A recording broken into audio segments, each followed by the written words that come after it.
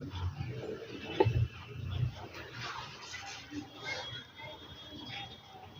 Friends, एक बार फिर आप सभी का स्वागत है आपका अपने यूट्यूब चैनल स्टार एजुकेशन में। मैं लक्ष्मण सिंह लोधी आप सभी का स्वागत करता हूं। आपके लिए फिर से एक और वीडियो लेकर आया हूं।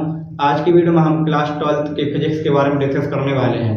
तो 2 मंथ बाद आपके एग्जाम होने वाले हैं, तो आज से हम वीडियो में इंपॉर्टेंट क्वेश्चनों के बारे में डिस्कस करेंगे। तो आज की वीडियो में हम यूनिट 6 प्रकाश के परावर्तन के बारे में डिस्कस करने वाले हैं। इस चैप्टर में से कौन कौन से इंपॉर्टेंट क्वेश्चन है और एग्जाम में पूछे जा सकते हैं।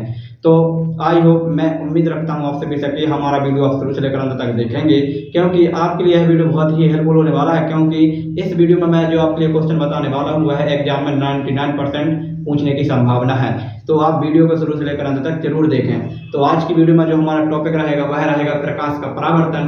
और प्रकाश के परावर्तन में हम पढ़ने वाले हैं फोकस दूरी और वक्रता त्रिज्या में संबंध। बहुत ही इंपॉर्टेंट टॉपिक है। यह एग्जाम में 3 नंबर का क्वेश्चन पूछा जाता है। तो आइए चलते हैं हमारे टॉपिक की ओर और देखते हैं आज का हमारा टॉपिक। तो हम हेडिंग बनाएंगे प्रकाश का परावर्तन। प्रकाश का परावर्तन। प्रकाश के परावर्तन में हम क्या पढ़ने वाले हैं?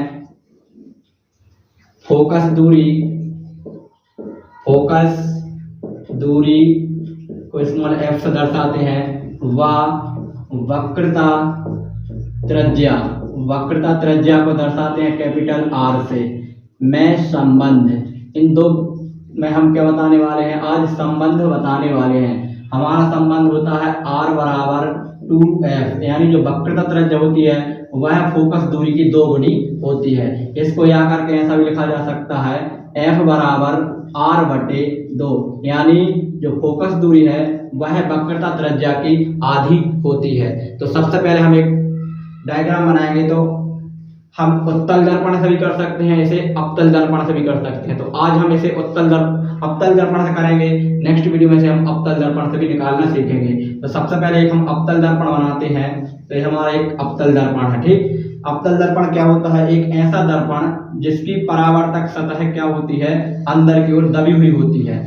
जो अंदर की ओर दबी हुई होती है वह कहलाता है अवतल दर्पण। तो ये बाहर से हमने इसको पॉलिश कर दिया, अंदर से ये क्या है? परावर्तक सतह बन गई। तो यहाँ से हम इसका मुख्य अक्ष खींचेंगे तो ये इसका कहलाता है मुख्य अक्ष, जो कि इसके ध्रुव से होकर जाता है। कहाँ से होकर जाता है? ध्रुव से। अब हम क्या करेंगे? यहाँ पर हम मान लेंगे यहाँ पर एक वस्तु है, यहाँ वस्तु से प्रकाश किरण आई और इस दर्पण पर आपतित हुई, ठीक। तो प्रकाश किरण जैसे ही दर्पण पर टकराती तो उसका क्या हो जाता है? परावर्तन। तो वो यहाँ से लौट के चली जाएगी और जहां से लौट कर जाती है वो होता है उसका फोकस।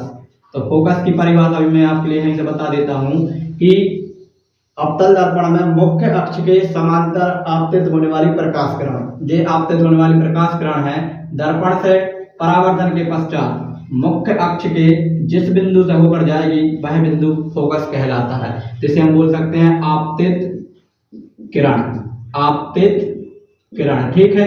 और ये हमारी हो जाएगी परावर्तित किरण, परावर्तित किरण, परावर्तित किरण, ठीक। अब हम इस क्या बोलेंगे? इसका एक अभिलंब खींचेंगे। तो अभिलंब इसका खींचेंगे हम वक्रता केंद्र से। तो वक्रता केंद्र से इस पर एक अभिलंब खींच लेंगे तो इसका अभिलंब हो जाएगा।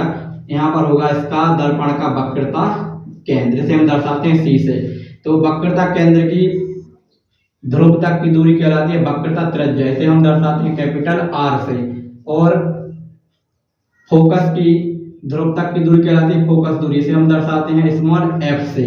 अब हमने परावर्तन के नियम पढ़े हैं पीछे कि जब कोई प्रकाश किरण किसी कांच पर आपतित होती है तो उसका जो आपतन कोण कहलाता है वह कोण कहलाता है I।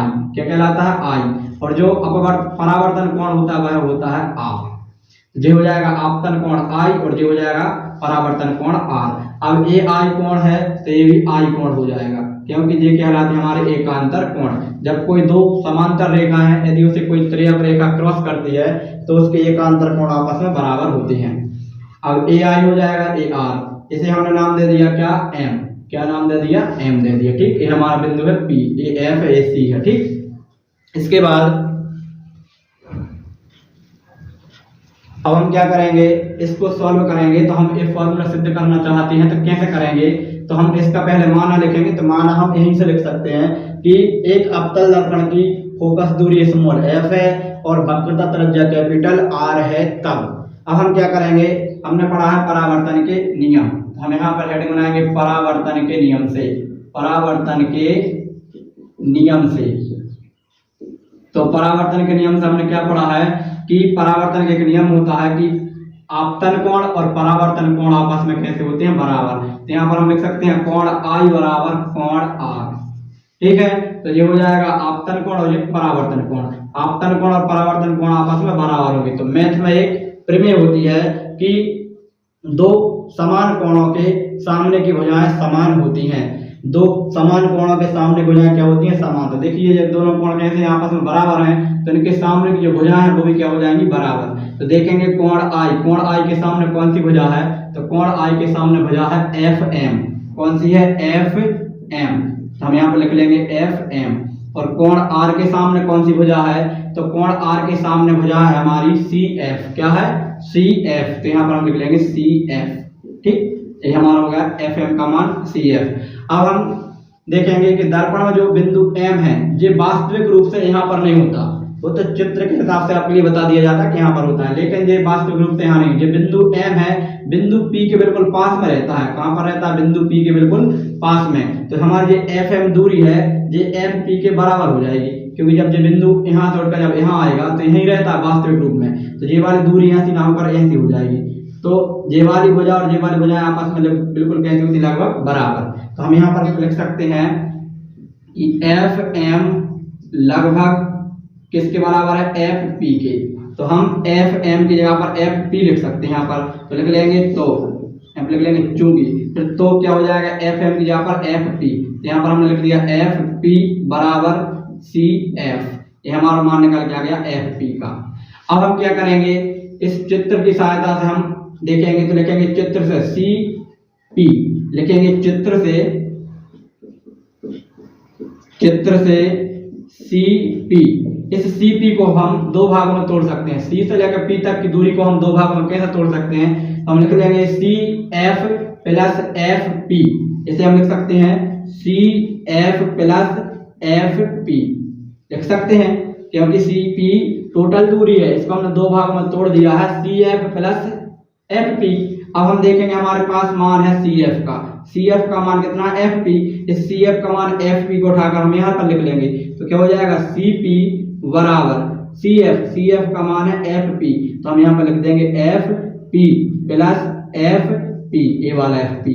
अब हो जाएगा सी पी बराबर एफ पी और एफ पी जुड़ जाएगा, कितना हो जाएगा 2FP।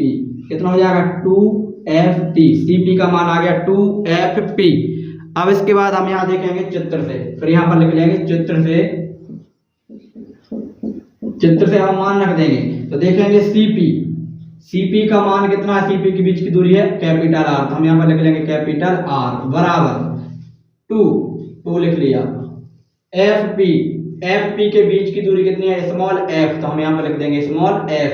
तो ये हमारा संबंध निकल के आ गया आर बराबर 2F, यानी जो वक्रता त्रिज्या है वह फोकस दूरी की 2 गुनी होती है। या करके इसको यहाँ से लिखा जा सकता है, F को मान निकालेंगे, F को यहीं रखेंगे, ये 2 गुणा में कहाँ जाएगा, बटे में। तो F बराबर R/2। ये हमारा फोकस दूरी का मान आ गया।